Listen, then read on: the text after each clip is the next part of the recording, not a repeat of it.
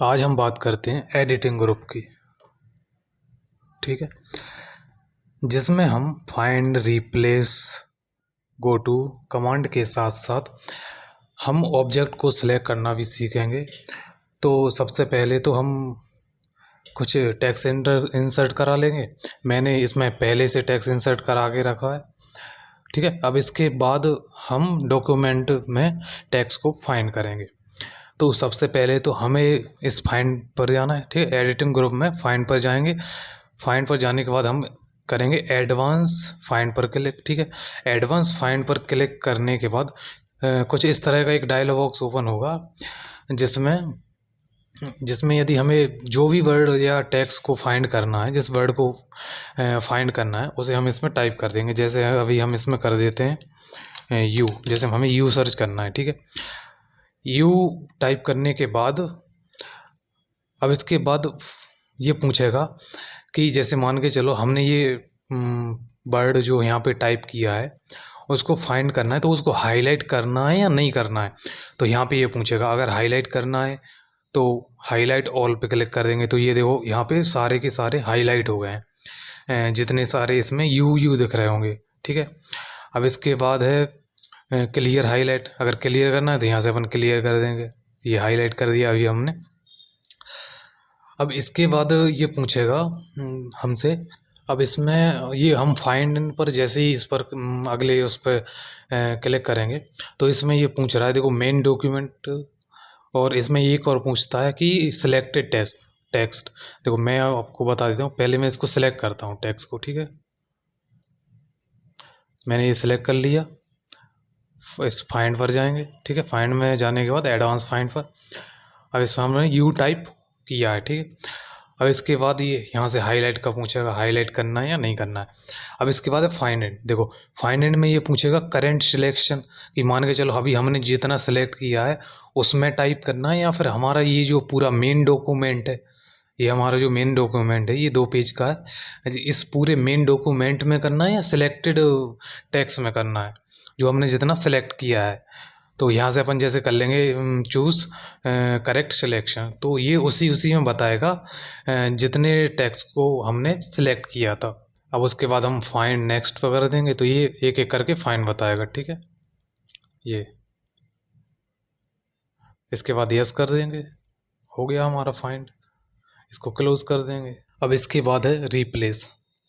तो रिप्लेस में क्या होता है कि इसमें ये सबसे पहले तो हमसे ये पूछेगा कि हमें कौन से वर्ड को रिप्लेस करना है। जैसे मान के चलो मैं अभी कर लेता हूँ BOX। ठीक है, बॉक्स नाम के वर्ड को पहले हमें सर्च करना पड़ेगा कि ये कहाँ कहाँ है। ठीक है, पूरे डॉक्यूमेंट में। उसके बाद यहाँ पर जैसे बॉक्स को हमने सर्च किया, अब इसके बाद फिर उसके बाद रिप्लेस करने के लिए आपको पहले यहाँ पर वह वर्ड लिखना होगा जिसे आप अपने पहले वाले वर्ड से रिप्लेस कराना चाहते हैं। ठीक है, जैसे मान के चलो मुझे बॉक्स को रिप्लेस कराना है मेरे नाम से।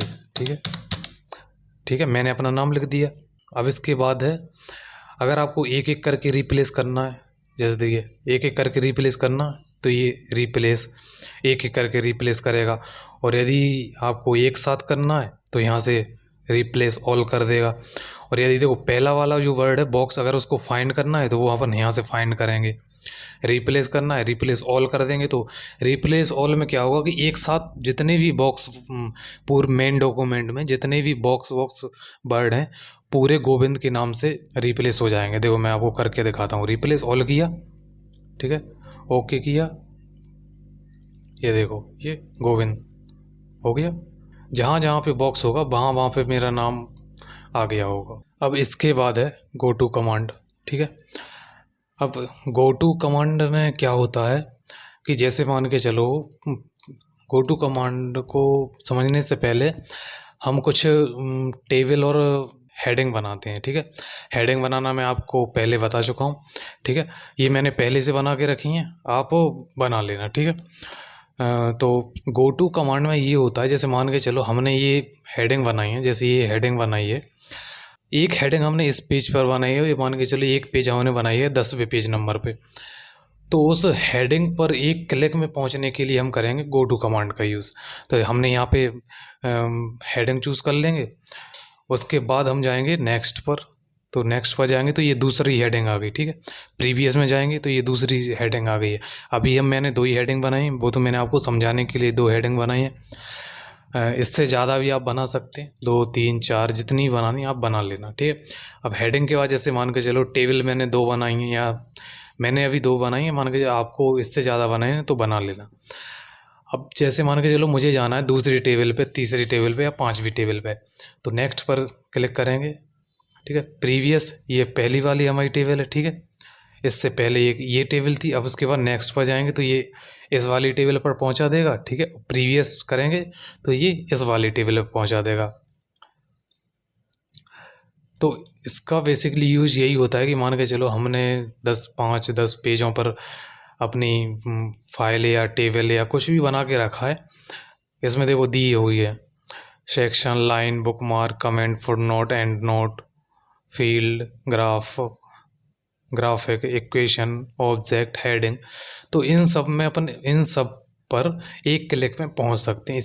इसीलिए हम करते हैं गो टू कमांड का यूज़।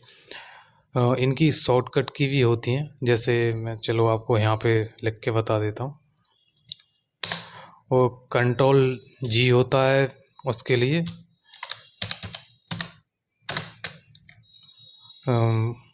Ctrl+G गो टू,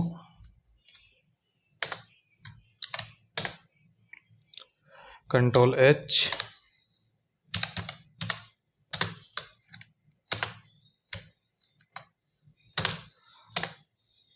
और Ctrl+F।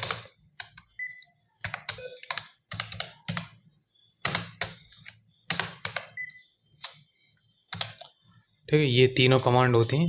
Ctrl+G go to, Ctrl+H find के लिए, और F फाइंड के लिए, और H रिप्लेस के लिए, ठीक है। जैसे मैं तुम्हें दिखाई देता हूँ, Ctrl+H जैसे ही प्रेस करेंगे कंट्रोल वो रिप्लेस, ठीक है। रिप्लेस के लिए डायरेक्ट डायलॉग बॉक्स ओपन हो जाएगा।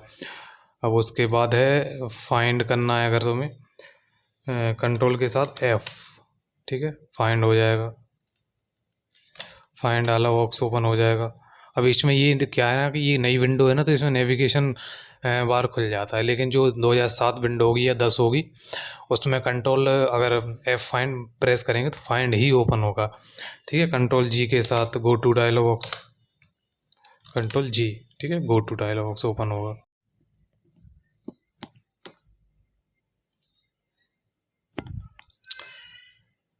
अब इसके बाद है सेलेक्ट करना, ठीक है। यदि हमें जैसे मान को चलो ये हमारा पूरा डॉक्यूमेंट है और इस पूरे डॉक्यूमेंट का हमें पूरा टेक्स्ट सेलेक्ट करना है, तो वो कैसे करेंगे?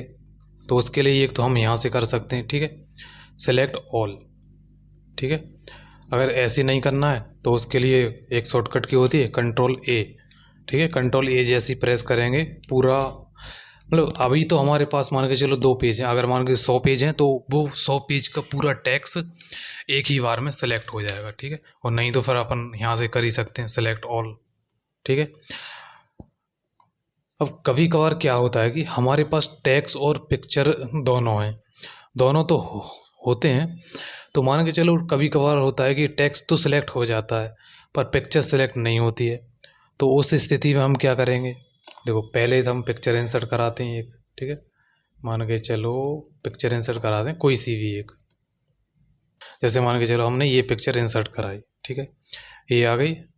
इसको कर देंगे इन फ्रंट ऑफ टेक्स्ट या बिहाइंड द टेक्स्ट, हाँ, ठीक है। अब ये क्या हुआ कि ये जो पिक्चर है अब ये टेक्स्ट के पीछे पहुंच गई है, ठीक है। तो अब ये पिक्चर देखो सेलेक्ट नहीं हो रही है, अब ये पिक्चर सेलेक्ट नहीं हो रही है। तो मान के चलो हमें इस पिक्चर को हटाना है, और मान के चलो हम कहीं पे काम करते हैं, किसी कंपनी में काम करते हैं, तो वहाँ पे हमारे बॉस ने कह दिया कि इस पिक्चर को हटाना है, ये हमारे डॉक्यूमेंट पे अच्छी नहीं लग रही है। तो उसके लिए क्या करें? सेलेक्ट पर जाएंगे, ठीक है, इस पर कर देंगे सेलेक्ट ऑब्जेक्ट।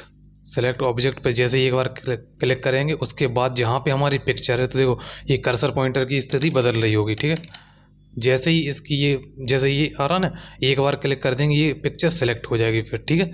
अब इसको आपको कट करना है, कॉपी करना, पेस्ट करना है, वो आप करते रहना। अब जैसे मैं इसको हटा देता हूँ, Ctrl+X कर देता हूँ, ठीक है, कट हो गई। अब इसके बाद है select text with similar formatting. मान के चलो यदि हमारे पास एक जैसी फॉर्मेटिंग के 2 पैराग्राफ हों या 2 से ज़्यादा पैराग्राफ हों और उनको हमें एक साथ सेलेक्ट करना है, तो क्या करेंगे? तो उसके लिए हमें पहले अपने कर्सर पॉइंटर को उस पैराग्राफ पर रखना है, ठीक है। फॉर्मेटिंग के हमें पैराग्राफ सेलेक्ट करने हैं। उसके बाद हम देखो जैसे मैंने यहाँ पे कर्सर पॉइंटर रख दिया, ठीक है। इस वाले को सिलेक्ट करना है। इसके बाद जाएंगे हम सेलेक्ट पर। अब इसके बाद करेंगे select text with similar formatting, ठीक है। जैसे ही इस पर क्लिक करेंगे, ये देखो मैंने बल्कि कर्सर पॉइंटर पहले पैराग्राफ पर रखा था, लेकिन हमने जैसे ये किया select text with similar formatting, तो इस फॉर्मेटिंग के जितने भी हमारे डॉक्यूमेंट में पैराग्राफ थे या टेक्स्ट था वो एक ही क्लिक से सिलेक्ट हो गया, ठीक है।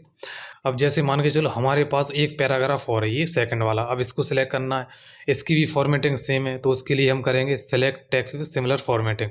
तो ये देखो इसकी और इसकी फॉर्मेटिंग सेम है, तो ये दोनों पैराग्राफ एक ही क्लिक से सिलेक्ट हो गए, ठीक है। अब इसके बाद है सिलेक्शन पेन, ठीक है। आपके इसके बाद है सिलेक्शन पेन, जिसके बारे में जब हम पिक्चर इंसर्ट कराना सीखेंगे तब मैं इसको आपको डिटेल में बताऊंगा और वहाँ पे आपको अच्छे से समझ में भी आएगा। तो यदि आपको हमारी वीडियो अच्छी लगी हो तो वीडियो को लाइक, शेयर एंड कमेंट ज़रूर कीजिए, और साथ ही आप हमारे यूट्यूब चैनल को भी सब्सक्राइब कर लीजिए, जिससे कि आपको हमारे यूट्यूब चैनल को दोबारा से ढूंढना ना पड़े।